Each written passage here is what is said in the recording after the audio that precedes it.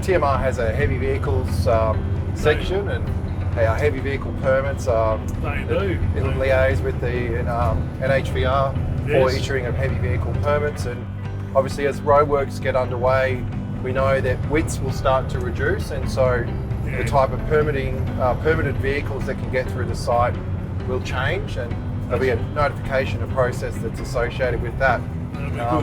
TMR will endeavour to provide as much lead time as we can in terms of notifying the heavy vehicle industry or permitted vehicles on those changes, including as well with the traffic changes, Bill, that are coming up. We try to give drivers as much notice as we possibly can, just to make sure that you mentioned that one of the important elements of freight is planning your route, knowing which destination you're heading to and estimating the amount of time it will take there. So one of the elements of this job we'll be endeavouring to complete is to make sure that everybody's aware of what's going on, and where there are traffic impacts here, how long they might take, what sort of delay that might be, and how it might impact freight movements.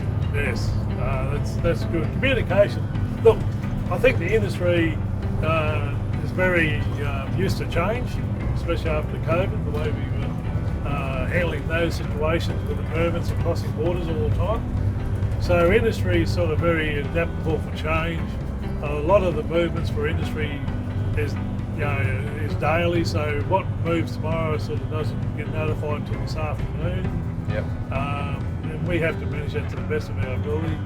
So communication. That's the biggest key to the whole exercise of working together. Yep. It really is.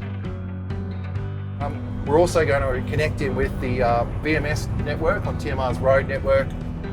There's a whole range of VMS systems on all the freight routes that we'll be keying into to put the message out there about the conditions of the gap at the time, be that a stop slow or an intermittent stop slow, so that vehicles have that option, if you like, to plan their route or make alternatives. And that might be, for example, all the way back to the Port of Brisbane, or in Ipswich at the Warrego Highway detour, so that if you're travelling and you see on the VMS, for example, that Cunningham's Gap is having long stop slows or other traffic impacts, drivers may choose to take an alternative route. Obviously via Toowoomba is another route. We'll have a lot of information that we'll be pushing out soon in relation to those alternative routes, or detour routes if you like, so the heavy vehicles have some options to plan their route and avoid impacts, if you like, at this site if necessary. Yeah, that's good. The more information you get out there ahead of time, the better people have to be able to react to it. So make a choice. If they need their vehicles to go through Toowoomba, they'll go through Toowoomba. If it's not too bad, they'll just do something this way.